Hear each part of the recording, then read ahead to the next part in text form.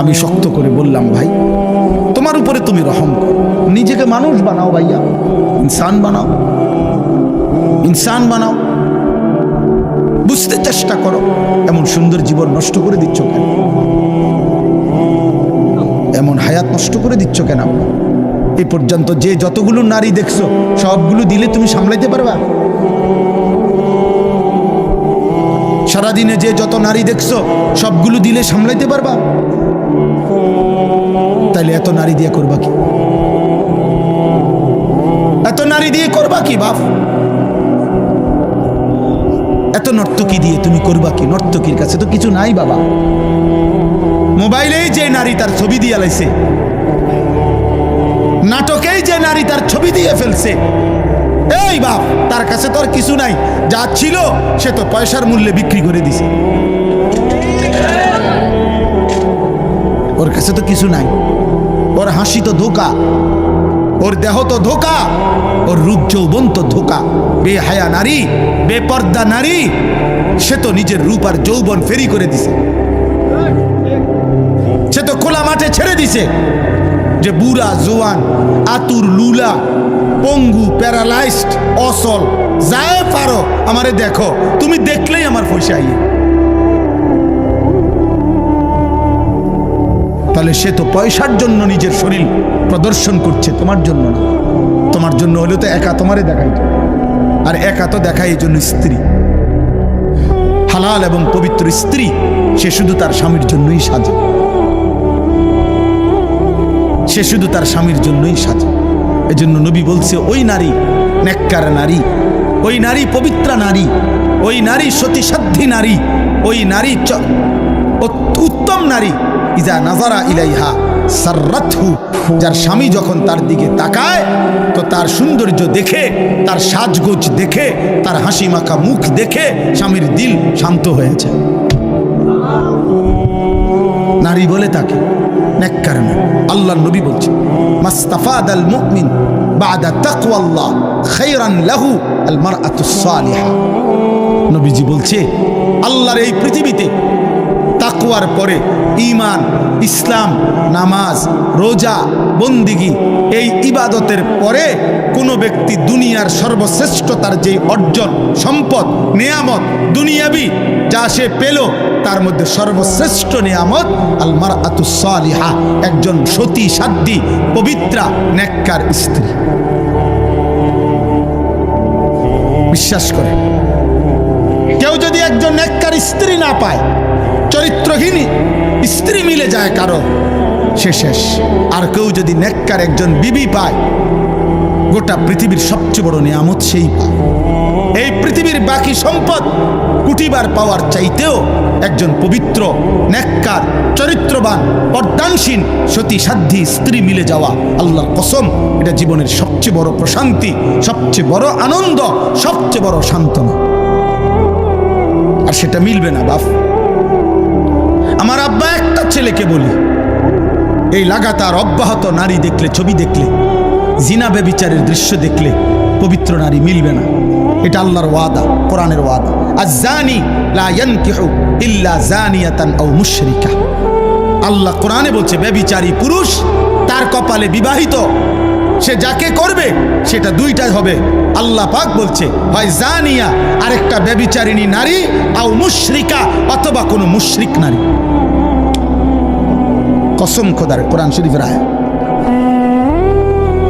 ওয়াজ-জানিয়াতু লা ইয়ানকিহুহা ইল্লা জানিন আও মুশরিকুন। আল্লাহ বলছে, এবং কোন নারী যদি ব্যভিচারী হয়, নারী যদি চরিত্রহীন হয়, আল্লাহ ওয়াদা দিছে ওর কপালে স্বামী জুটবে যেটা, এটার পরিচয় হবে দুইটা, হয় সে ব্যভিচারী পুরুষ আর নয়তো মুশরিক। আর কেমনে কইতো আল্লাহ? বাংলায় কইতো? আর কেমনে বলতো বাবা? বাংলায় বলতো, বাংলায় ওয়াহুররিমা যালিকা আলাল মুমিনিন। এবং আল্লাহ বলেন, কোন ব্যভিচারী পুরুষ কিংবা ব্যভিচারিণী নারী ঈমানদারের জন্য হারাম, ঈমানদারের জন্য হারাম করে দেওয়া, ওয়াহুররিমা, হারাম করে দেওয়া। এজন্য দয়া করে একজন হোক দুইজন হোক, পর্দার আড়ালের যে মা বোনরা আছেন তাদেরকেও বলি, মা বোন, হে মুসলিম কন্যা, তুমি তোমার ইজ্জতের হেফাজত করো, তুমি তোমার আখলাকের হেফাজত করো।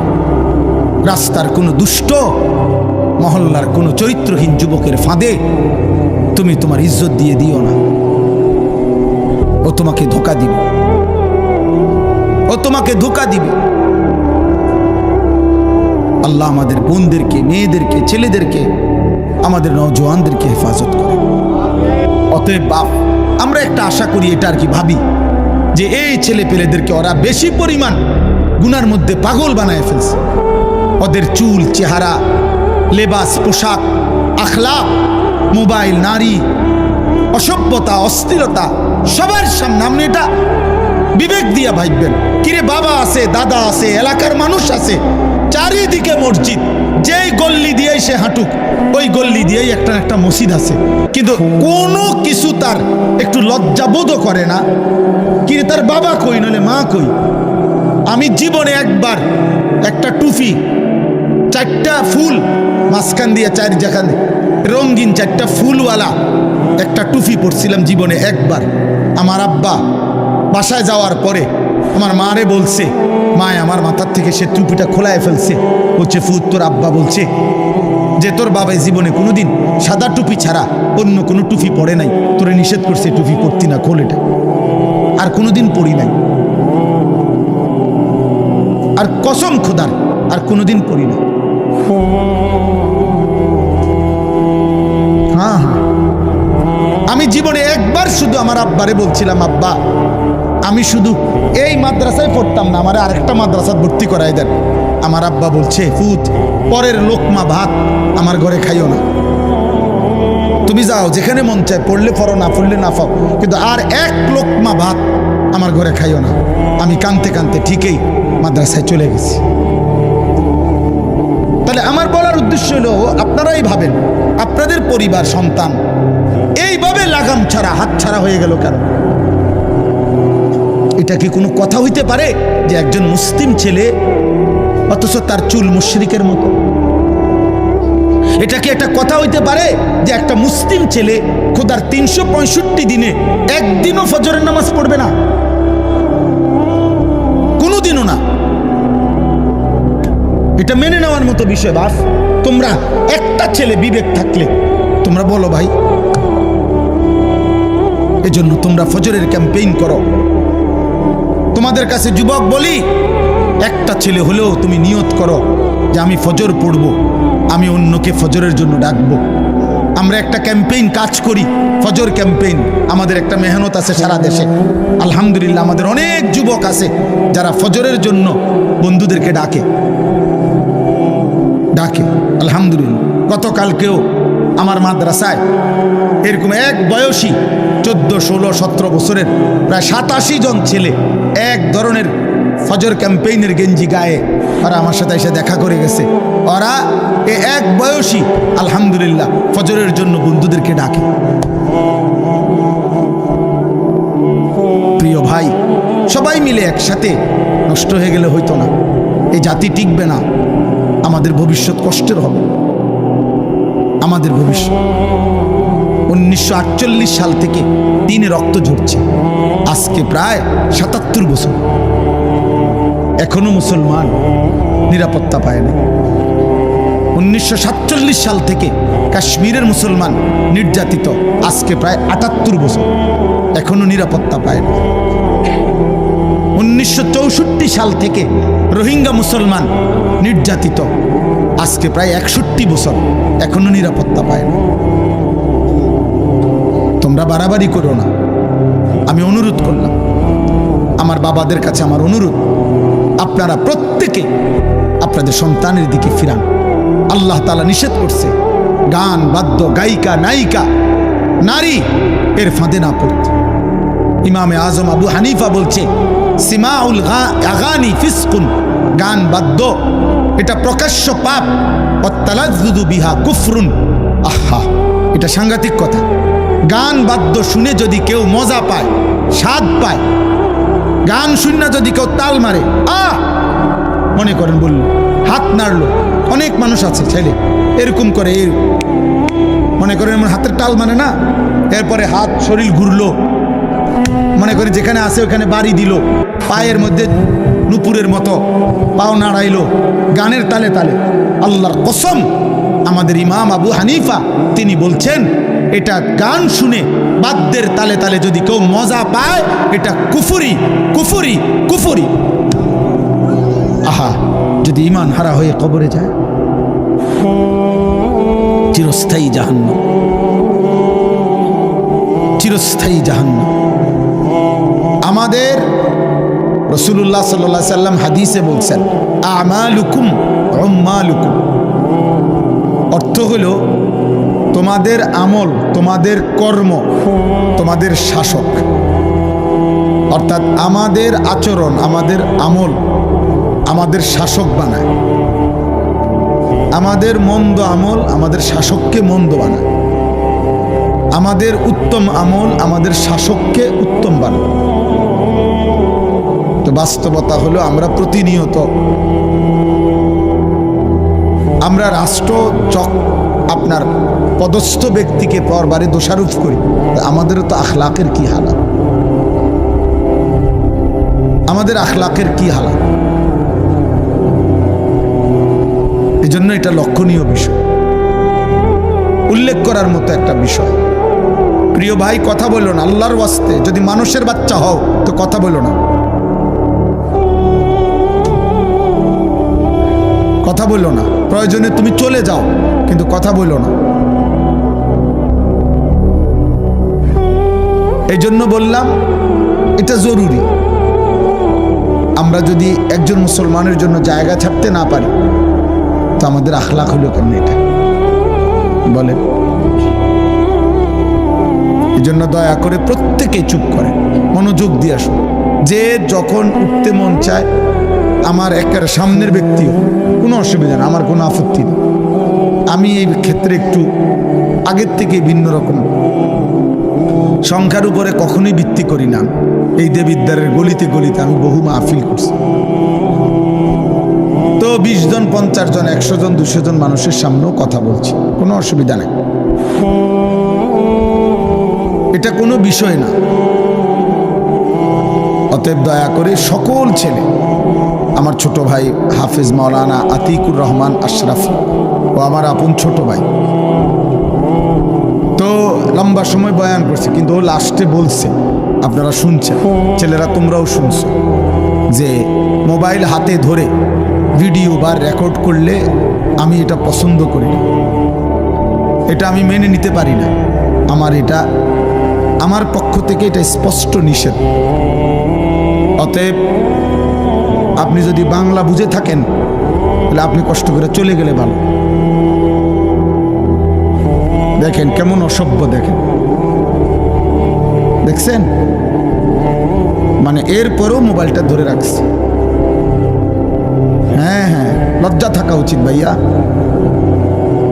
আমি ব্যক্তিগতভাবে ছাড় দেওয়ার মানুষ না, কারণ আগে তো বলা হয়েছে, আমি বললাম, তাহলে গাদ্দারি করার কি আছে? এটা কেন এতটা কঠোর কেন? আমার এটা একটা পরীক্ষিত আমল, আমার এটা অভিজ্ঞতা, এটা এবং এটা মনোবিজ্ঞানের কথা। মানুষের অন্তর একই মুহূর্তে দুই জিনিস ভাবতে পারে না।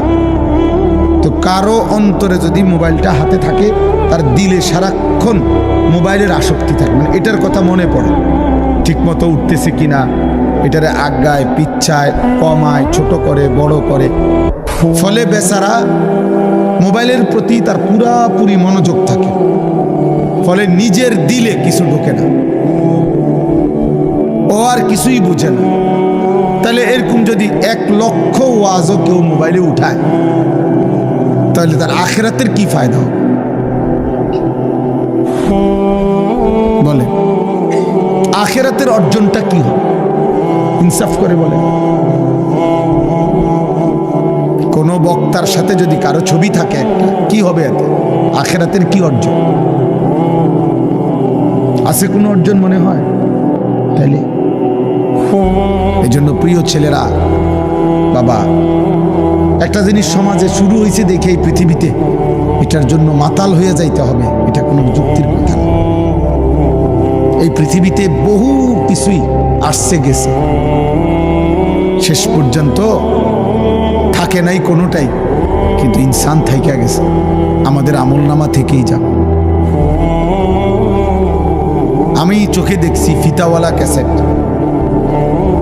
ফিতাওয়ালা ক্যাসেট, হাজার হাজার গান ওই ফিতাওয়ালা ক্যাসেটের মধ্যেও ছিল, ফিতাওয়ালা ভিডিও, হাজার হাজার ছবি, হাজার হাজার সিনেমা ওইগুলোতেও ছিল, কিন্তু সেগুলো এখন আর পৃথিবীতে নাই। কিন্তু ওই পুরুষ নারীগুলোর গুনাহ মুছে গেছে। তো পাতলা পাতলা ক্যাসেট ছিল, সিডি, একদম পাতলা গোলাকার, এই সিডি ক্যাসেট আমরা দেখছি, সেগুলোতেও হাজারো গান বাদ্য, হাজারো নায়িকা গায়িকার সিনেমা নাটক ছিল, সেগুলো এখন আর পৃথিবীতে নাই। কিন্তু ওই গুণাগুলো কি মুছে গেছে? তো তাইলে বলে, এই জন্য দোস্ত আজকের ফেসবুকও থাকবে না, ইউটিউবও থাকবে না, এই বড় মোবাইলের এই প্রযুক্তিও থাকবে না, কিন্তু এর দ্বারা যার যে গুনাহ হচ্ছে, নারী, ছবি, অস্থি দৃশ্য, হারাম যত গুনাহ, এটা কিন্তু বুঝবে না, এটা আমলনামায় জমা থাকবে। আধুনিকতার এই প্রযুক্তি হয়তো থাকবে না, কিন্তু আমলনামা থেকে যাবে, আমলনামা থেকেই যাবে। ওয়ালাদাইনা কিতাবুন ইয়ানতিকু বিল হক ওয়া হুম লা ইউজলামুন।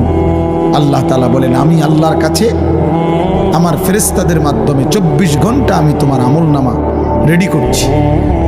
কিয়ামতের দিন তোমার আমলনামাই এক বিন্দু বেশি কম না করে তোমার সামনে কথা বলবো, তোমার বই কথা বলবো, তোমার জিন্দিগির আমলনামাই কথা বলবো।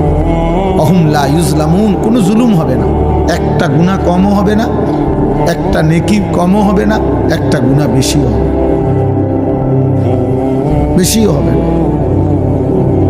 এটা জরুরি, এটা বোঝা উচিত। এই একটা শুরু হয়েছে আর কি, মন চাইছে যে যার কারণে কোনো বাধা নিষেধ না মানা, দোস্ত এটা জীবন না, এটা জিন্দিগি হইতে পারে না, এটা জীবন হইতে পারে না। এই জন্য আমি এটা কঠোর, আমি এই ব্যাপারে শক্ত যে আমার কথা হলো এরা আমাদের সন্তান, এরা আমাদের ছেলে, আমাদের ভাই, তাহলে এদেরকে ফিরাবে কি? এটা কি কোনো কথা হইল যে একটা মুসলিম ছেলে ওর যা মন চায় ও তাই করবে, কেউ বাধা নিষেধ করতে পারবে না, বলতে পারবে না, বলবে না? এটা কি একটা পৃথিবী হইতে পারে? আপনাদের বিবেকে কি বলে? তাহলে ইসলাম মানবে কে? কোরআন মানবে কে? আল্লাহর দ্বীন কার জন্য? নওজোয়ান ভাই তোমরাই বলো, এই 30 পারা কোরআন তাহলে কার জন্য নাজিল হলো?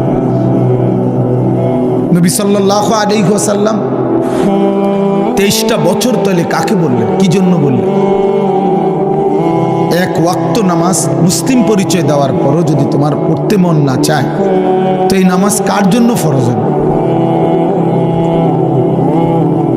হালাল হারাম যদি কোনোভাবেই মানতে মনে না চায় আল্লাহর বিধান, তো এই কোরআনের বিধান কার জন্য? তাই আল্লাহর বিধান তাহলে কার জন্য? ইনসাফ করেন সবাই, সবাই মিলে, জওয়ান বুড়া মুরব্বীরা, শ্রেণীয়া বয়স্করা, আপনারা আপনাদের সন্তান নাতি নাতনিদেরকে ওদের হাতে ছেড়ে দিছেন, আর ওরাও মুক্তি পাইয়া, স্বাধীন পাইয়া ওরা ভাবতেছে আমার মা বাবা, অভিভাবক, আমার দাদা দাদি, আমার বংশের কেউ মুরব্বী আমার মাথার উপরে কেউ তো আমারে ডাক দেয় না, মানা করে না, আমি যা মন চাই তাই করতে পারতেছি। আমার বাপ, আমার ভাই, এটা তো জীবন না, এর তো শেষ আছে, সব কিছুরই শেষ আছে, সব পাগলামিরই শেষ আছে, সব মাতলামিরই শেষ আছে। এই মোবাইলেরও তো চার্জ শেষ হয়, মোবাইলের যেহেতু চার্জ শেষ হয়, হায়াতের চার্জও তো শেষ হবে। একদিন রাত ভোর হবেই, একদিন হায়াত শেষ হবে। وجاءت سكرة الموت بالحق ذلك ما كنت منه تحيد। আল্লাহ বলেন, যেই মৃত্যু থেকে তুমি বারবার পলায়ন করেছিলে বান্দা, সেই মৃত্যু সত্য সত্যই, মৃত্যুর যন্ত্রণা একদিন আসবেই আসবে। হাসলেও মরে যাবা, কাঁদলেও মরে যাবা, সুখে থাকলেও মৃত্যু হবে।